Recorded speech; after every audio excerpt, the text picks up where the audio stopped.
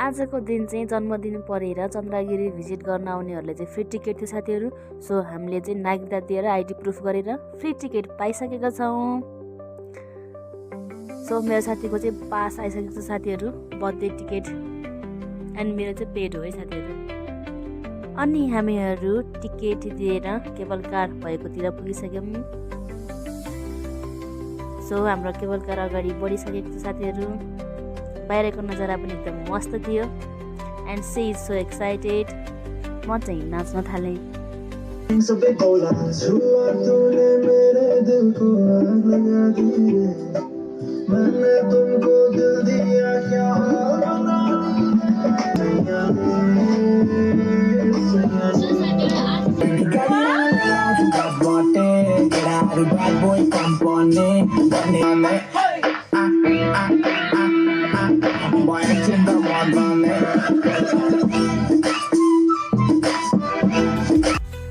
So म त मस्त नाचे साथीहरू। अनि हामी माथि आइपुगिसकेका छौँ। वाउ, माथिको नजारा हेर्दा हामी दुवैजना मक्ख। अनि दायाँ बायाँ हेर्दै हामी अझै मास्तिर लाग्न थाल्यौँ। अनि मैले यहाँ देखेँ एउटा साइकल। यो साइकल हेर, यो साइकल कसलाई चढ्नु मन छ? अपसाइड डाउन वाला साइकल।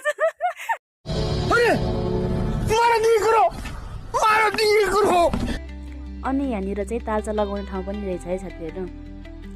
त्यसपछि हामीहरू सबैभन्दा पहिला मन्दिर दर्शन गर्ने अनि मात्र दायाँ बायाँ घुम्न जाने प्लानिङ गऱ्यौँ। सो हामी चाहिँ एउटा पूजा पसलमा गयौँ र त्यहाँ गएर हामीले दियो अनि पूजाको सामान लियौँ। सबैभन्दा पहिले मेरो साथीलाई पठाएँ किनकि आज उसको जन्मदिन थियो।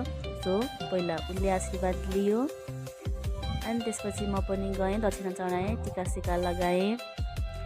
अनि हामी दुवैजना मिलेर बत्ती अनि धुप बालेर राम्रोसँगले दर्शन गऱ्यौँ। घन्टी पनि बजायौँ अनि हनुमानजीलाई पनि घुम्यौँ।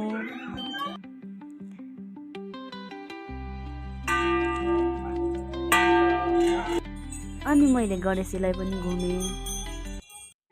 अनि मेरो साथी त मेरो फोटो नखिच्दिकन त्यहाँ दुईजना केटाहरूको पो फोटो खिच्न थाली भाइ।